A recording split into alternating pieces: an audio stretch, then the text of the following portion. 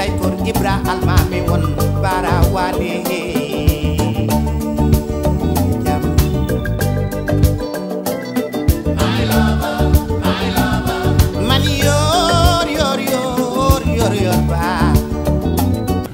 te yàlla maa ngi leen di nuyu di leen ziar di kontaan ci li ngeen def li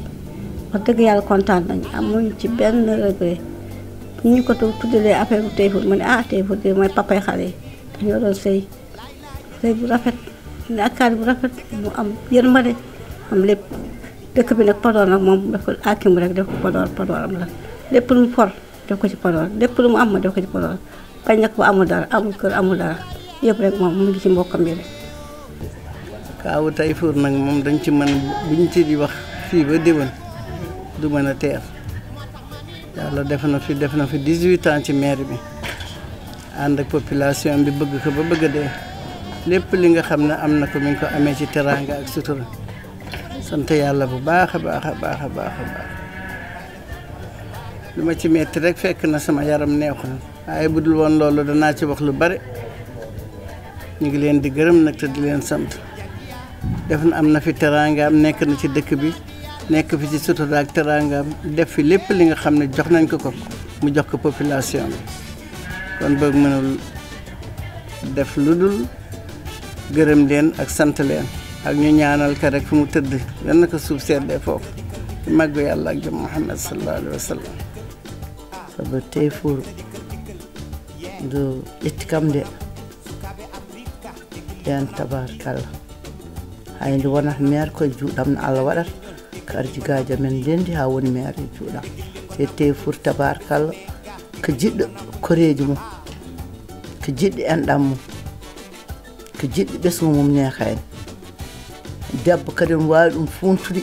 omo andi no funtirte kanko o wona yonta hande so joom suudu makko tikki omo wawi funtude ɗum hawa jeyta ƴilu muɗum soko finni kanko omo andi no waɗata o finnata o yahata lawol makko o acca ɗum ɗo laawi ɗo haɗa sayo arta o funta ɗum o welno ɗum kanko Tayfur ɗum mbiɗa andi ɗum sukaɓe makko ne ala mbo fonde ɗumen mi meeɗa yiide tan ɓiyi kam ɗo ƴetti noon fiilum mi yiyani o wullat tan de kon piide ala e ɓiɓɓe makko mbo fi te ko noon no way worside ɗumen ndomb baat bi ko yàlla joxoon si dëkk bi tamit mooy yore ko yore bu rafet yaakaar naa ne ba tey waa dëkk bi am na si moom souvenir yu baax yu rafet ndax doo wax Podor commune de Podor maire te waxoo maire Tayfur wan li fi liggéey bari na social la woon amoon ran fu mu neex lay dugg ku mu neex lay waxal mi ngi si borom sarti mi ngi si kaw marché lu mu gis loo xam ne lii war nañ ko defar moom moo koy gisee boppam doo toog ba ngeen na gërëm ba dem maire ma woon ko lii ak lii moom mooy demal boppam xool gis. nekk rek maire bi nga xam ne maire borom tànk la day dox fu mu gis sudul noonu mu delloo la lu def lu dul noonu mu dafay dox fu mu ngi dex ga ngi côté bu dem nga fay taxaw fi nga xam ne daal salte mën na war na fa taxaw di ko nangu ndax demoon nañu ba nga xam ne journaliste yi dina ñëw jël Podor wane cet bi fi ne wane ko ba mu leer nañ wax dëgg yàlla maire bi nga xam ne la woon toogul taxawul lu mu am bokk kaak nit ñi lu mu am bàyyi këram bokk kaak nit ñi bokk nit ñi moo ko gënal mu bokk kaak population bi moo ko gënal mu bokk kaak waa këram ku bëggoon la mairie bi am na fi 18 ans yàgg na fi trop wax dëgg yàlla yàgg bu rafet def fi lu rafet itam. Allah waɗi noon Bam Tayfur no Allah waddimo nde e nena min kam pin tan jiimoɓe kamɓe ɗiɗo machallah pini min goni Allah waɗi kam af galle gondimi e makko o holli kam kanko woni jibinaɗam gorko o yaltinani hen haydara o ittani hen haydara ganduɗa hoore ma ene wiye o deserdi hande walla o holliri o wona ɓiɗɗo mum o waɗi golle baaba machallah yo Allah moƴƴa makko to jooɗi ɗo sagam ko muusi kam tan hen seeɗa woni o wuuri ha o maayi to min mi fuɗɗima seeɗa e andude aduna e janngingol ɗum ɗo fof ko muusi kam hen ko woni kam hokkaniɓe gueɗal makko e ko ɗum ɗon ko Allah hokki kam ko e suturu sinno sagam hande o joddo e amen men mbaɗa hen fodde amen hono no jaggirno amen e no nehiri amen hande minen fof machallah hay goto hen ala hen selselta saabu o holliri ko minen fof kanko jibini amen Dooyere Wuro Njaag bii Tayfur bu mu fi jógee ba tey gisuma beneen maire bu fi ne gisuma beneen maire bu fi ne moom moo fi nekkoon moom donga moo fi nekkoon wan almaami Birane du nay nguma ala gallaaj moom rek moo fi nekkoon ndax moom mooy seen nit ñi mooy xool nit ñi mooy deppdoo nit ñi mooy def lu nekk ci kër nit ñi dugg ba ci kër yi këroo kër mu ñëw fa di dem ci mag yi di ko saa di ko wax ndax boobu tang mënul def dara ti ñëwul ci Alaaji Mbay Jóob mu ne papa léegi bëgg naa def nangam bi nan lañ koy defee ni jàmbay ni ko nangam fii ngay jaar Seydi Wane dama kaa mës na interpellé si mbedd bi ma ne ko monsieur le maire mu taxaw moom nag dafa doon bari du dox ma ne ko nga baal ma de dama la waroon fekk si sa bureau ma wax la sama soxla mu ne ma déedéet man maire dëkk bi la dama war a nekk accessible fépp fu ma sama administré war a interpeller rek war na ma fa mën a interpeller damay war a taxaw déglu ko loolu nag nekkoon li nga xamante ni bi lu doy waar la lu wane ni ne daal ku oyof la woon nag moom nit ku oyof la woon nit ku intègre la woon nit ku bëggoon Podor nit ku neexoon deret waaye tamit dafa doon wax dëgg nag ku dëggu la woon tamit benn bés tamit li ma mën a nettali si moom ndeysaan parce que keroog bu ma amee soxna ma ñëw si commune bi di andi sama ñaari témoin sama soxna bi sama aawo la woon c'était les années 91 et bu ma ñëwee moom ma andi ñaari témoin am ñu war a signer suñu certificat de mariage alors mu laaj ma bu ñu demee ba remplir yëpp mu laaj ma yow léegi option ban ngay jël. waaw noonu ma ne que polygamie laay opté mu ne ma polygamie ma ne que waaw mu ne ma dafa am ba ñaar wala ba ñett wala ba ñeent ma toog ma ne ko ñaar rek baax na ñaar dégg nga bu ma ko nee ñaar mu téye big bi taxaw foofu xool ma man nit ma koy xool mun ma Mansour mon fils la ma wax mon fils ma nekk naam mu ne ma ñaata la sa diine may ma nekk ñeent mu ne ma li tax nga doo jël lu la sa diine may ma nekk kon defal ñeent ba tamit xëy na tamit si magistère am le Podor amit la ñu goudronné woon Podor les années 92 goudron bi ñëw et tout ça ndeysaanam donc macha allah liggéey na li mu mën dëgg na métti na mais def na li mu mën macha allah mënuñu nag xanaa ñaanal ko sunu borom subhanahu wa taala mu dalal ko jannatu firdawsi. di kontaan si yéen si interview bu ñu def bi tey fii à Podor vraiment lii moom suñu waxee sama pap Tayfur Wane pour wax su moom lu baax am naa si ñaari mots yoo xam ne mën naa si wax ba mu rafet si Tayfur Wane parce que Tayfur Wane moom suñu maire ba nga xam ni génnul Podor mosu fi jógee mais alhamdulilah rabbil alamin lépp lu mosoon siif si big doy am barke te maire bu oyof la woon mooy maire bu simple la woon maire ba nga xam ni foo dem tase moom si mbedd muy xool dëkk bi nan lay demee waaw maire ba nga xam ne vraiment nguuram am na barke te ku simple la woon ku oyof la woon ku baax la woon ku tedd la woon bëggoon sama papa encore xaritam la sama papa nekk conseil municipal ma xaw ma ñaata mandat ba bu mu jógee fii dam leen ñaanal yàlla rek ñoom fu ñu nekk yàlla na gënal fu ñu jógee vraiment Tayfur moom mënuñu fay moom dañuy kontaan si moom rek vraiment man de xam naa ko bu baax waaw sama papa bu baax la te vraiment def na fi ay effort yu bari si Podor. Tayfur mu fi nekkoon ku baax la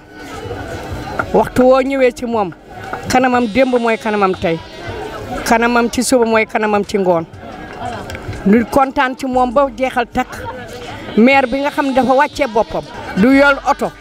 du def dara tànkam lay doxee nawet lu mu bënn ndox mi fees si mbedd yi Tayfur tànk lay doxee te heure boo soxlaa Tayfur da nga koy jot sans problème nun ñii de nun jigéen ñi heure bu ñu fi organiser wala leneen Tayfour moo ci taxaw ba mu mot sëkk di ko ñaanal di ko gërëm di ko sant di ko ñaanal fu mu jëm yal na fa yàlla xare àjjana yal na xippee ci àjjana yu gën a kawe. Tayfour lépp lu nit wax ci moom rek am na loo bàyyi Tayfour mooy maire boo xam ne bii rusul taseeg xale mu ngi yenu mbalit mu wàññi ko ànd ak moom ba gàmbul xale ba tuur mbalit bi Tayfour jiitalaat xale bi delloosi ko Tayfour Ibra mooy borom yërmande Tayfour Ibra mooy borom mbaax ci njabootam ak mbooloom doomu Podor lépp loo wax Tayfour woon rek xaj na ci moom kenn musul dégg fu Tayfour xuloo wala mu xeex lépp lu ko waay wax rek bàyyee na la ak yàlla. tey ñu war a sargal ki nga xamante ne il a donné tout à Podor sa jeunesse son sang son imagination son expérience et son expertise mooy Tayfour Wane savela mo mbiyamo Tayfour Ibra almami jasa birom mbañik tegiri birom mbañik siwa jasa ndille birom mbañik ɗum kanko jeeyi ko bange almami en sa restu mbiyamo kanko de omo jiide ɗo e Podor e Dieynaba Sow ɗon o yalti kamɓe en am Mamadou Racine Gueye en Dieynaba Sow Penda Sow Fatim Sow e Koumbe Sow ɓen fof mana ko ɗo jeeyi en gummi ɗum noon en goɗɗoyta ha hen ko noon ganden Tayfour kañum ko denɗam saabu kanko yalti koye Dieynaba Sow min jaltimi koye Koumbe Sow noon ko banggue mum suñu neexe aussi ñu dem feneen parce que dama bëri di ma dund ak moom parce que moo ma yar mu nekk tribunal bu Podor fii mu nekk ak sama papa ñu am une collaboration franche kii doon maanaam nijaay kii doon jarbaat jàmm rek lokk seen diggante Tayfour il s'est impliqué dans le sport joué na équipe bi naa ni Vénus moo ko doon diriger c'était la tête pensante moom mi maanaam vivre na ak Mama Korel Sarr bi fi dëdd du yàggul ñu bokk maanaam seen Vénus xam naa si lu bëri ñoom Aboulaye Niang ñoom ñëpp ay maas lañu ñoom maanaam Ousseynou Gueye ay maas lañu ñu def sport ba nga xamante ne Podor yàgg na dem championnat régional di ko gagné à cause de lui il a fondé une équipe très soudée autour du sport kooku itam fànn la ñu dem au plan politique je peux dire que c'est le fils de celui que l'on dit aujourd'hui être le père de l'indépendance après Senghor maanaam muy Boubou Sall na taxaw ma ni tey Tayfour mooy doomu Boubou Sall mu déggal ko lool ñu ànd au plan politique au parti socialiste ñu def si li xamante ne lu mucc ayib la mu nekk ginnaaw Boubou Sall muy jàng politique mu koy inculquer ba benn jour mu taxaw maanaam Boubou Sall def tournée au niveau de la commune ne tey nag dinaa leen wax lu am mooy nguur kenn di ko ñedd je fais une tournée politique pour vous dire que je vous confie Tayfour Wane su ma demee bàyyi naa politique te dima bëgg naa maanaam ngeen jël la politique de Podor vous le mettez en de bonnes mains c'est-à-dire Tayfour Ibra Wane mu jël ko am si wune lool nag Tayfour bëggul oto bëggul kër Tayfour Podor rek moo ko ñor il faisait Sinthiane Suymu à pied dugg Podor dugg maanaam marché dugg maanaam ñeneen ñi di seet qu'est-ce qui ne va pas à Podor quand il a été élu largement kenn contesté wul pourquoi parce que xam nañu loxo yu set la Tayfour yaa nga nekk buur su fekkante ne sax du politique buur la nee naa la si jël benn gi tege di birum mbañik si waa Jaasaan dillee birum mbañik yom benn andi kaal mi ko. Permettez-moi à l'entame de mon propos de remercier mon ami et frère le grand artiste Samba Souleye Sarr ainsi que ses co-organisateurs Samba Souleye qui a eu la noblesse d'esprit d'avoir pris l'initiative de rendre hommage à un grand homme, à un serviteur de l'État, mais encore et surtout de sa cité, feu Tayfour Ibra Wane. Maire parmi les maires, mais dont les innombrables actions sont en faveur des populations de Podor se passent de commentaires. Encore et toujours, merci à mon ami et frère artiste de tous les temps et de toutes les générations, expression d'un engagement sacerdotal au service de sa communauté. Célébrer au nom d'une dimension exceptionnelle n'est pas chose facile. Témoigner encore, il en restera toujours plus, nous apprend l'adage. Il est des moments où la pensée s'efface pour laisser place au silence de l'esprit. La vie et l'œuvre de feu Taifour Ibra Wane ne peuvent se résumer en un seul jour. Il serait prétentieux de notre part d'en savoir mieux et plus que tout autre. Le peu que l'on retient de cet homme multidimensionnel, entre autres, c'est la générosité, sa disponibilité, son sens de l'honneur, son ouverture d'esprit et sa faculté d'écoute. Bref, son intégrité morale et sa sociabilité qui ont fait de lui l'homme le plus aimé, le plus respecté de son temps. Mashallah.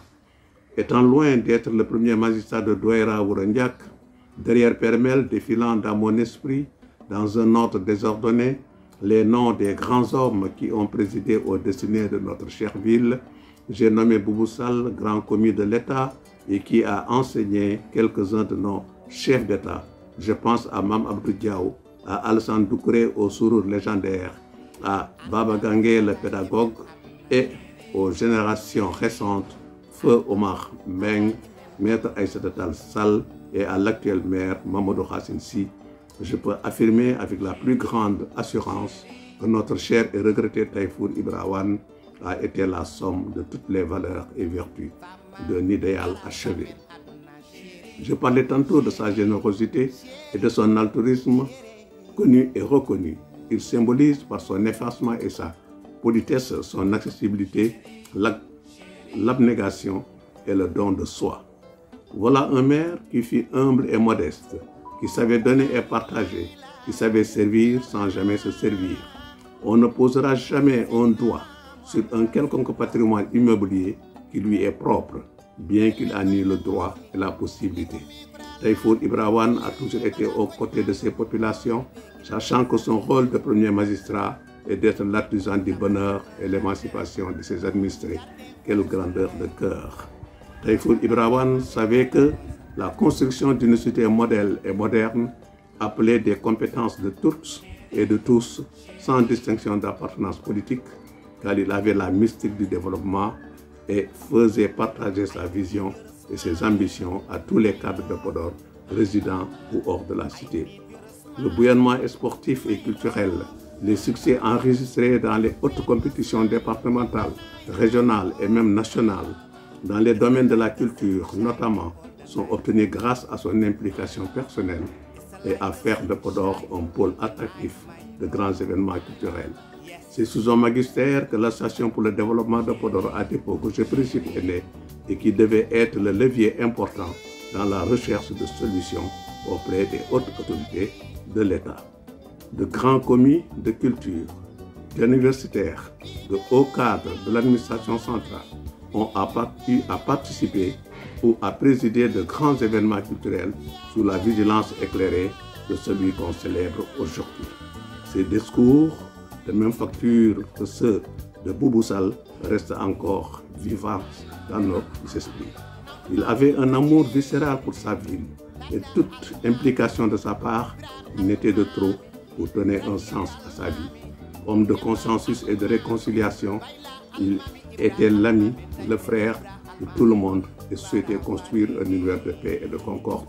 où chacune et chacun se considérait comme le prolongement du bonheur de l'autre. Et pourtant, ce soldat infatigable pouvait se dire que j'appartiens à une descendance de Garmi et que Cora et Balafon, comme le disait le poète, l'accompagnent dans sa retraite de grand unitaire. Taifour Ibra Wane n'est pas mort, il ne mourra pas. Ses grandes œuvres resteront toujours un héritage fécond pour les générations actuelles et futures. L'adage populaire dit que celui qui a planté un arbre avant de mourir n'a pas vécu inutile. Plus qu'un arbre, il a fait un citoyen modèle et engagé au service exclusif de sa communauté. Puisse Allah subhanahu wa ta'ala lui accorder un repos paisible et être parmi ses élus dans le très haut de son trône. Amin.